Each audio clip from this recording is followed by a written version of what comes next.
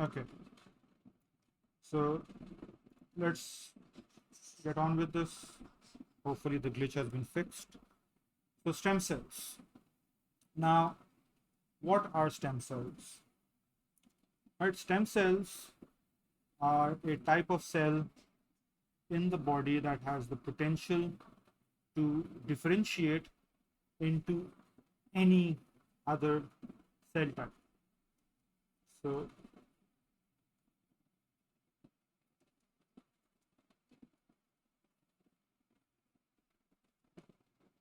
that has the potential to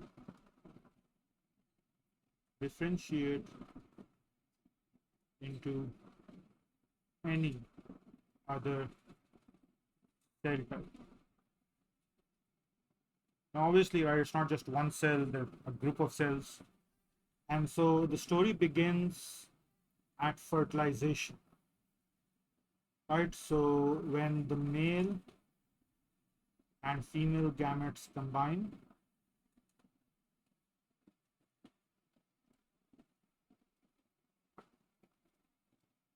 right, and fertilization occurs,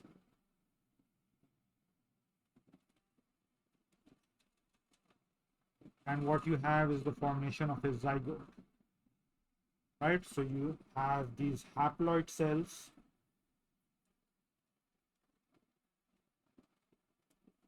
giving you a diploid cell.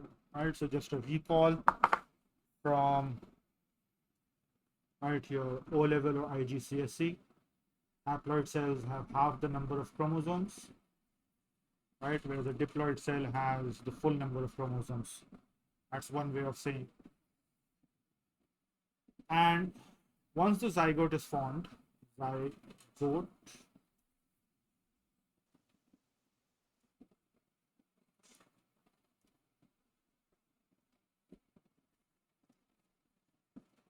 right, it is a diploid cell that is completely undifferentiated.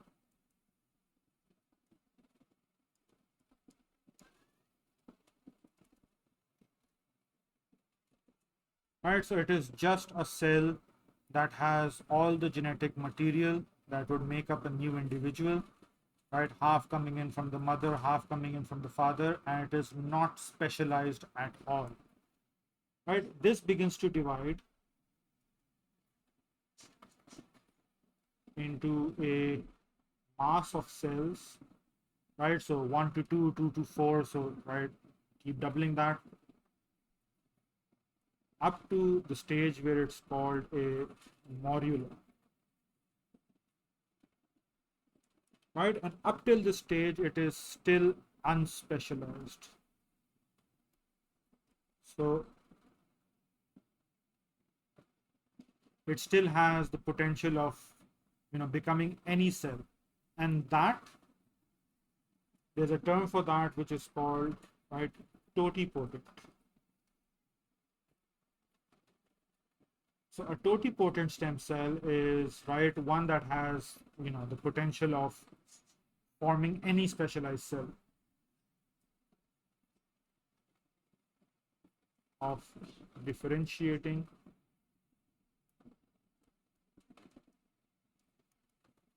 into any specialized cell. After the morula, the next stage comes is the blastocyst.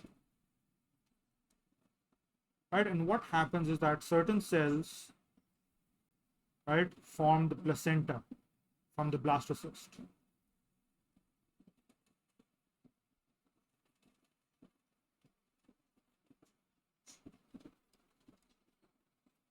And the other cells, the rest of the cells, remain, right, again undifferentiated. Now at this stage, right, so you got totipotent stem cells, and now you've got pluripotent. So let's write that down.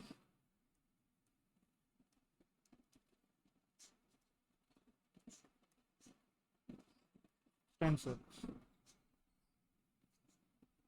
And right, these also have a remarkable potential for differentiation. The only difference between these guys, the pluripotent, the totipotent, is they can still have the potential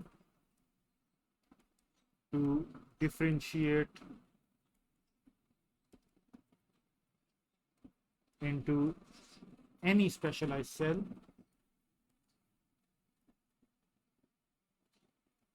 except the placenta, because right, some cells have already gone there. So because there is a decrease in the potential from 1, so it's -1 now, and so it doesn't have the complete potential, right? Even though you would argue, well, does it really matter? And well, on a scientific terms, yes, it does, because right, a placenta is a specialized structure, and the remaining cells will not go towards differentiating and specializing towards making the placenta, and so it's slightly less, just slightly, like -1 basically. And so those are called pluripotent stem cells. These continue to, right, so the pluripotent stem cells, they continue to divide, and during embryonic development, right, over the 40-week pregnancy, right, they continue to specialize to form your organs. So they continue to differentiate and specialize, and they're forming all your different tissues and organs. At the end of that, when you have your complete individual, you've got your baby, and then all of us as well, right, even grown-ups, we've lost in most of our cells. So for example, the skin cell, right, they are actively dividing every day, right? So they're undergoing mitosis every day.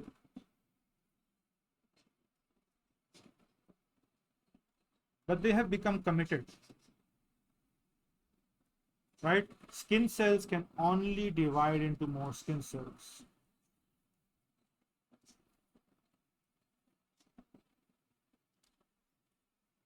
Right? Skin cells cannot give you cells that could potentially make your liver or bone or, any other structure. But there are still certain stem cells in certain, or perhaps almost all organs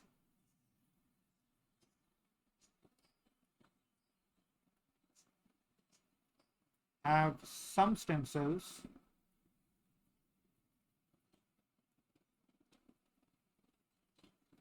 with limited, right, potential to differentiate. And what do they mean by that? They mean, for example, right, you have cells in the white bone marrow.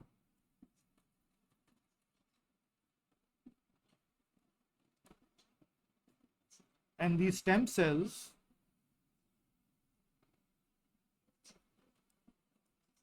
can, differentiate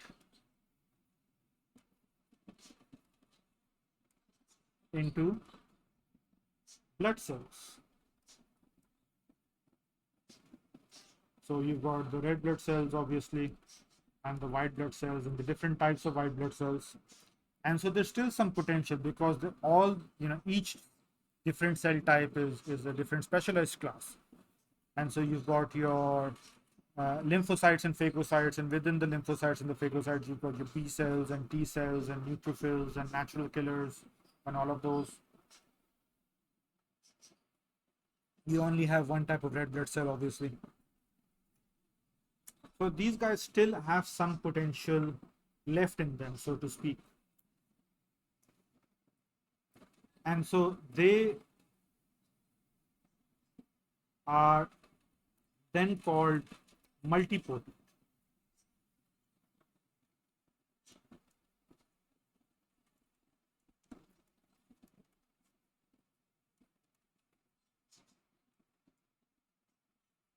And so they have limited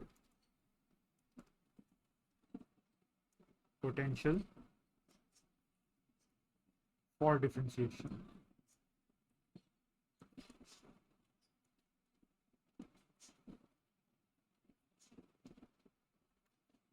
Any questions so far? No, sir.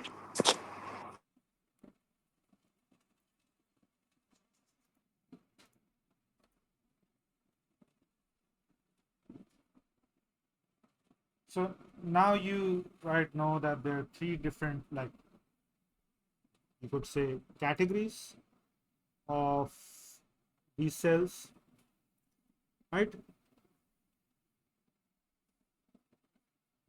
Now, apart, other than this, the book talks about types of stem cells. And what they mean by that is, you could say, sources of stem cells. So the first they talk about is the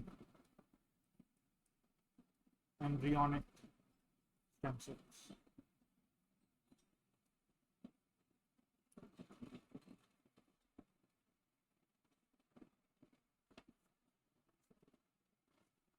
Right? And so as far as that's concerned, we've talked about how it goes from being totipotent to pluripotent, and then finally ending up, as it becomes more and more specialized, to becoming multipotent by the end.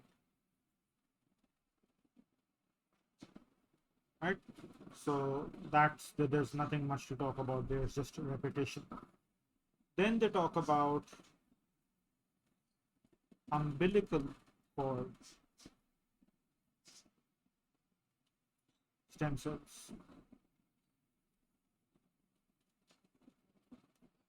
And instead of saying types of stem cells, they could say sources, because what they're basically referring to over here by mentioning these is where we could get stem cells for stem cell therapy, which is something that we will talk about in a bit.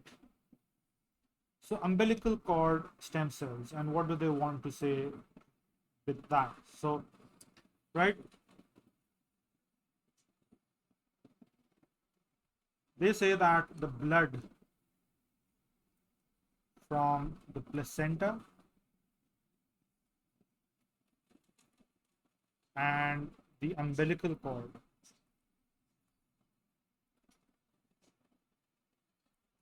is rich in pluripotent.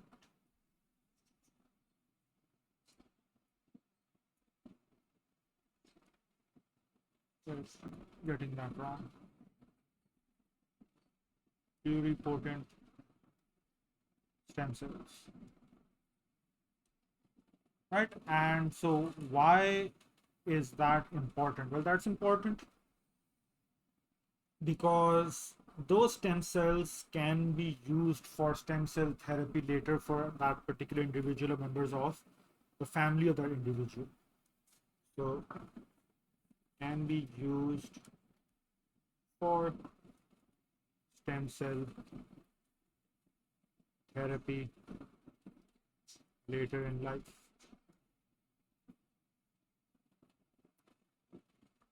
Right? And so maybe a genetic disease, maybe a damage to an organ or something critical, and so these stem cells can be used to grow an organ, or other forms of stem cell therapy, again, which we'll just get to later also.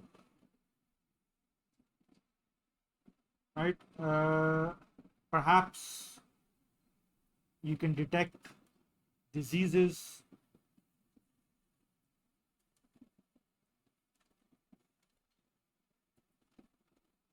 right, from the DNA of these cells that might come later in life.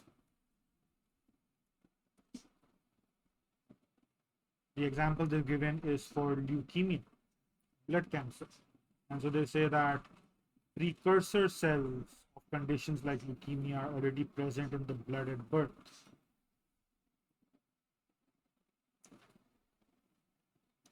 The problem with this is that, first of all, it is unproven, and scientists are not convinced that it's going to be effective at all.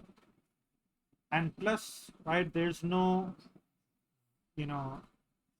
way to effectively and efficiently store blood, the stem cells from the umbilical cord on a large scale. And so, right, they can only be stored privately. So you can give it to some hospital or some institute or organization, and you'll have to pay for it on a private basis, and so it's not something that is offered to the general public. The third thing, the third source that they're talking about are adult stem cells, which are of interest. And these guys are also called somatic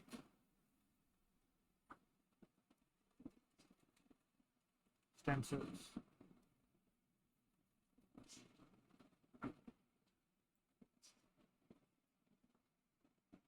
So, right, there's so, as mentioned, right, there are some stem cells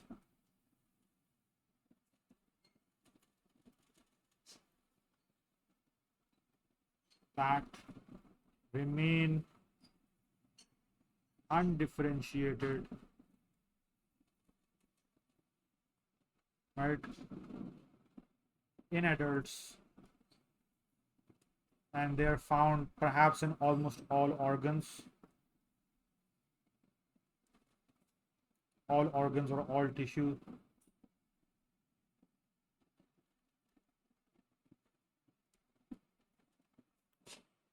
And so the example is, as mentioned, right, the white bone marrow, which can bring about, can differentiate into a number of different blood cells. The problem with them is that they are difficult to extract.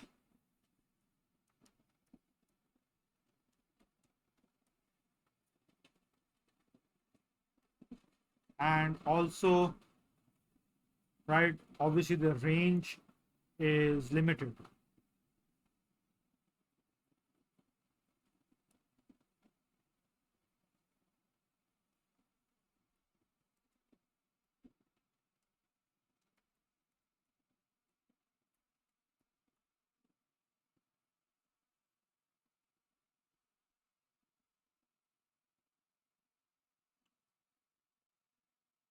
Am I missing anything? No. All right, so there's just a small number in each of these. They do have potential, but as mentioned, they're difficult. So before going on to stem cell therapy, right, how does this work? How do you go from being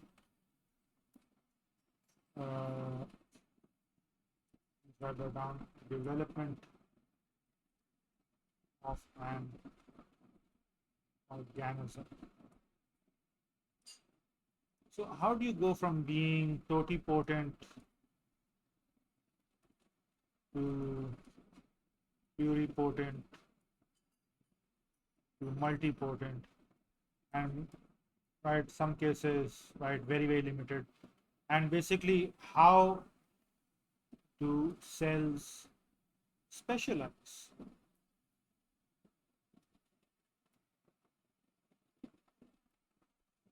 Right, that's the question, because you have a zygote that is nothing in particular, it's just a cell, and that develops into an entire organism. We're talking about animals, right, or even plants. It develops into an entire organism that has all these specialized structures and tissues and features and functions. And so how do we go there? And so, right, again, it's all about controlling, right, gene expression.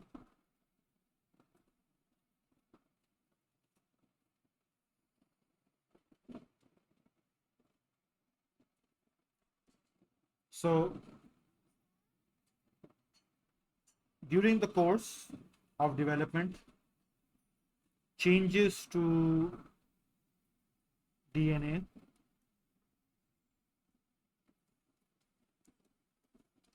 and proteins that are associated with it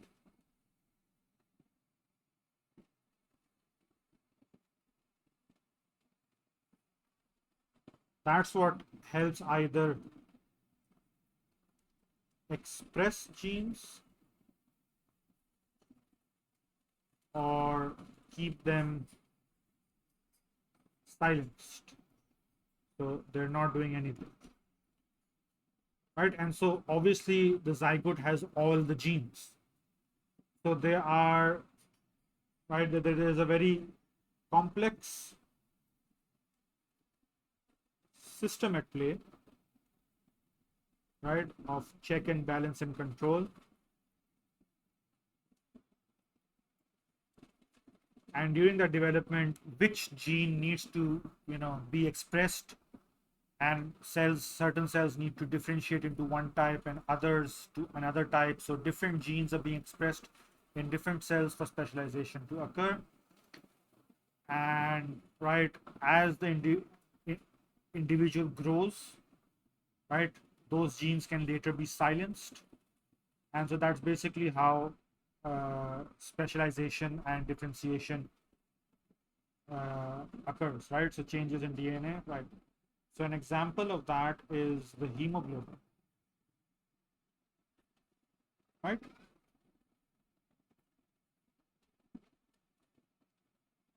So hemoglobin in adults has 2 alpha chains and 2 beta chains, whereas in the embryo it has 2 alpha chains and 2 gamma chains. That's just a symbol for gamma, if I'm not mistaken. So, right, how do we go from the gamma chains in the embryo to the beta chains? And why is this? Because the gamma chains have a higher affinity for oxygen as compared to the beta chains. And so what happens, right, in the 40 weeks of pregnancy is different proteins from the, obviously genes are switched on and off.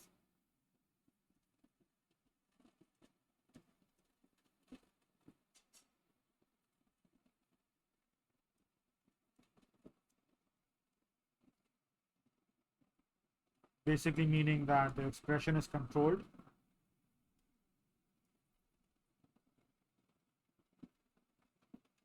As development goes on.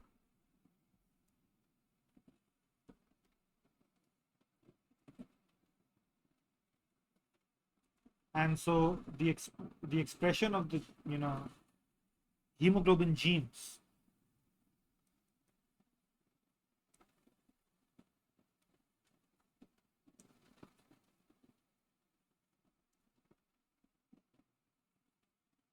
starts in the yolk sac of the embryo, and then so in the embryo, and it moves to the liver in the fetus, and from there it moves to the spleen, and then finally when development is complete and in adults, it moves to the white bone marrow.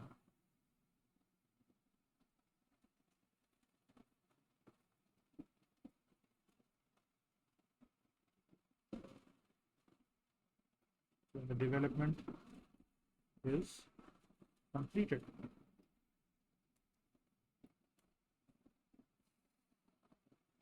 And by that time, there's a shift from the gamma to the beta globin chains for hemoglobin, right? And so as it's moving along, right, eventually the gamma globin chain genes are silenced, so they're no longer expressed. And so we have those genes in us as well, but they're just, their work is done, so they're not being expressed anymore. Whereas the beta globin genes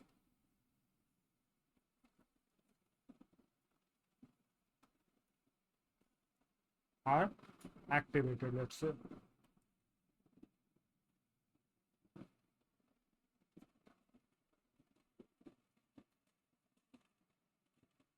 Right, and all of this is called epigenetics.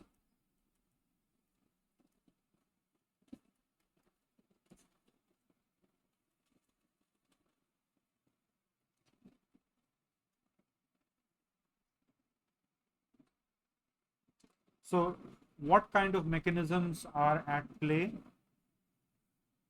to control gene expression?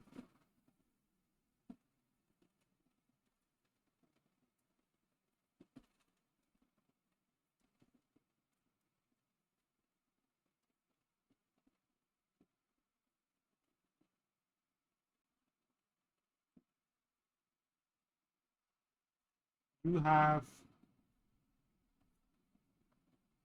right, the acetylation of histone proteins.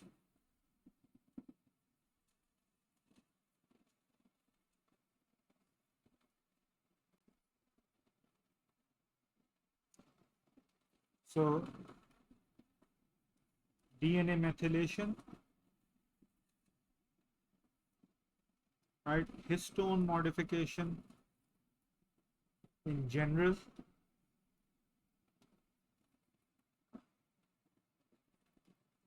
right, and something called ncRNAs.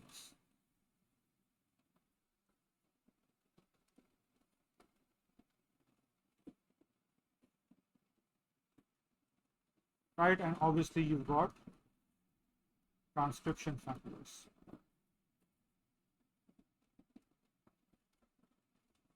These three guys are epigenetic factors or epigenetic mechanisms.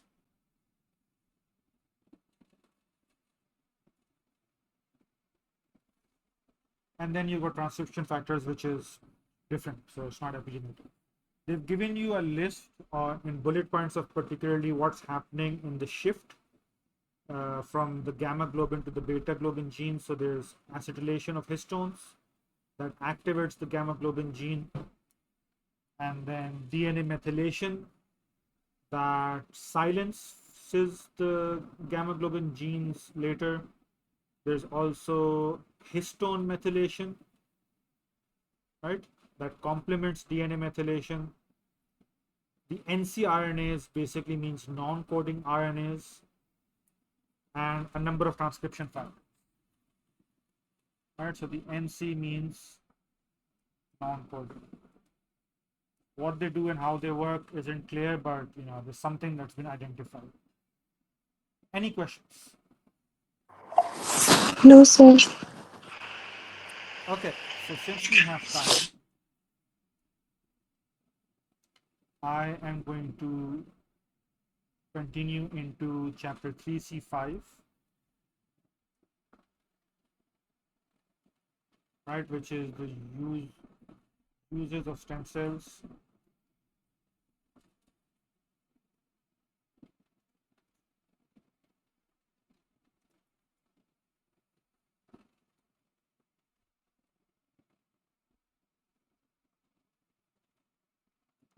And what they basically are talking about over here, as you mentioned already, is the use of stem cells, right, to cure conditions, diseases, ailments, so that's basically conditions, right? Perhaps damage to cells or to organs, right? Things that the body on its own would not be able to repair.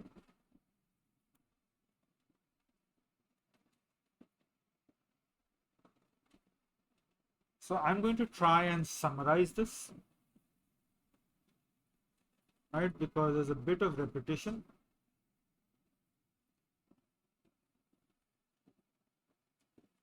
So we talk about stem cell therapy.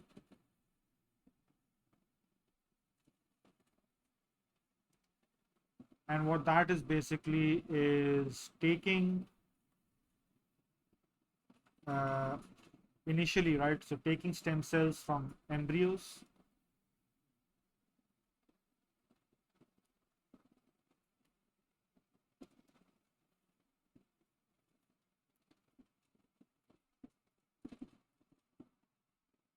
and then, right, allowing them and, you know, to differentiate the way we want, perhaps to form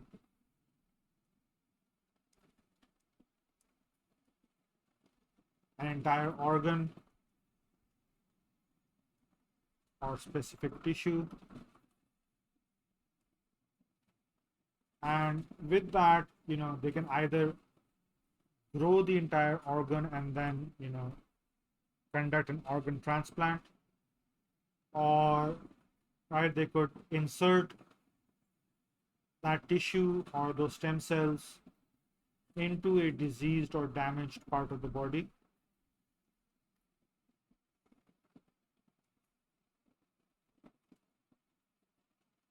right, in hopes that, right, these stem cells will replace the diseased or damaged cells.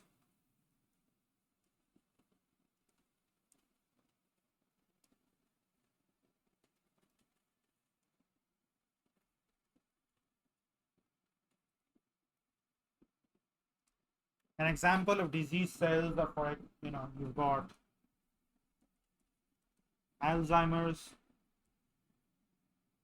or type 1 diabetes, right? Or perhaps the cells in the heart which died due to a heart attack. And so that's obviously, it reduces the quality of life and lifespan of a person who suffered from a heart attack. And so using these stem cells and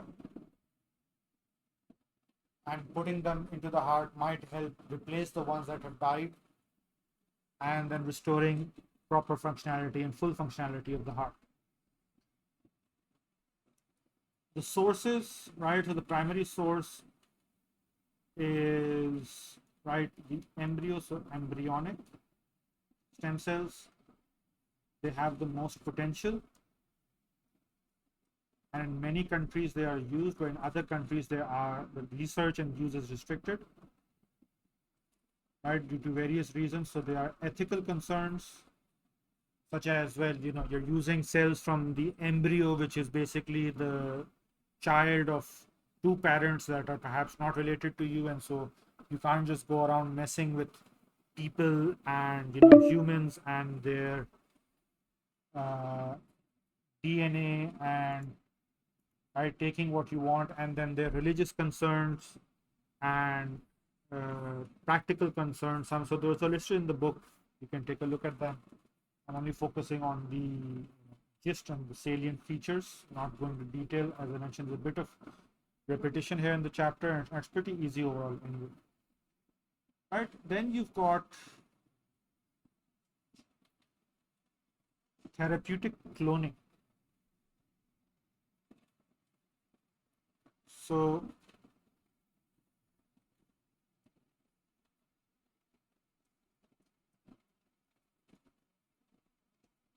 how that works is, what they do is that they take the nucleus from a cell of an individual for whom they need stem cells, right, plus an X cell, right, and they remove the nucleus. And so what they do is that they insert the nucleus from the adult cell that they removed earlier, so this guy, into the egg. How is this odd? Well, the X cell is a gamete, right? So it has, the nucleus has a haploid number of chromosomes. You take the nucleus of a grown individual and you insert that into the egg. So now the X cell has the diploid number, right? And so this X cell now has the DNA from the patient, and then you stimulate it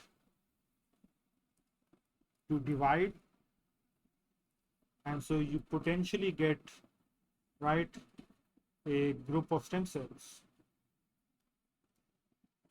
Why are they stem cells? Because if the X cell with that diploid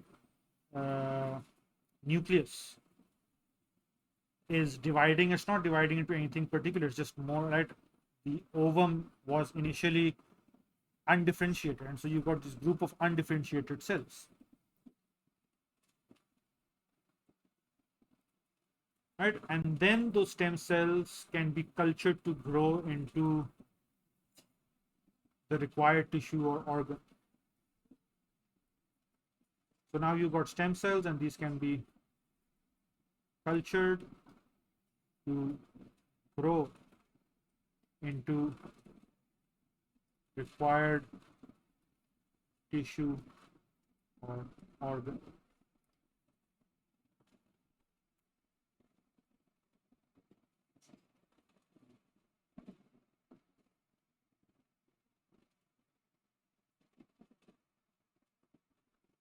The problem over here is, right,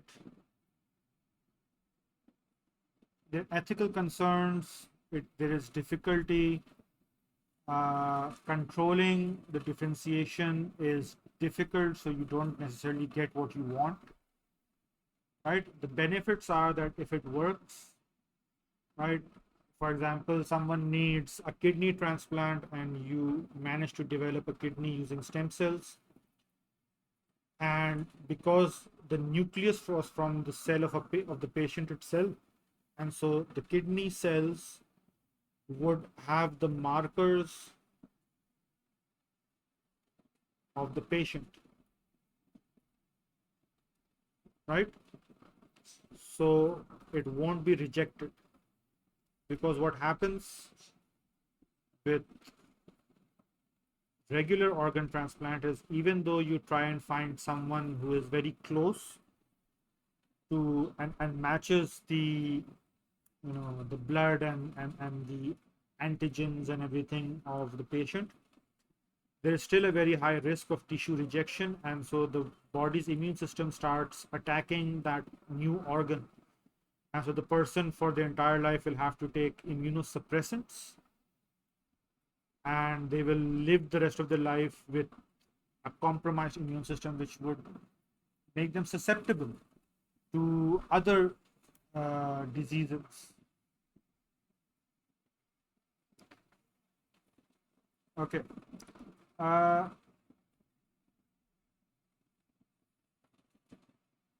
Just very quickly, right? One last thing, I guess, induced pluripotent stem cells.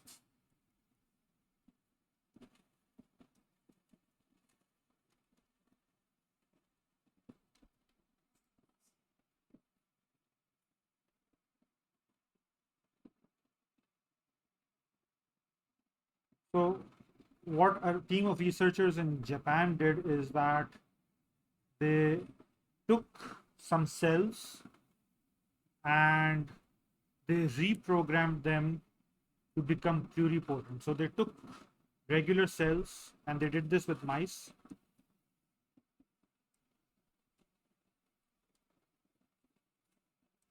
And they reprogrammed it to become pluripotent again.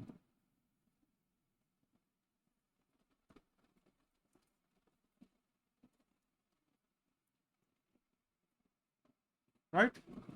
And so they act very similar to embryonic stem cells.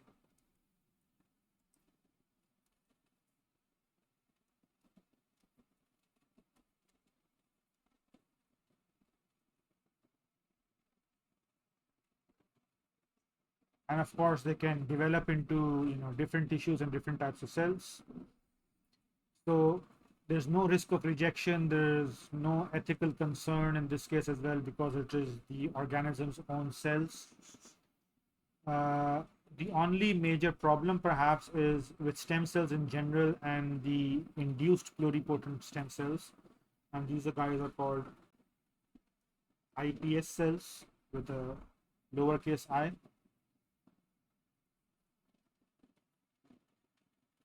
So IPS cells. And the problem is that they have a tendency, and with embryonic stem cells as well, they have a tendency to develop into cancerous cells.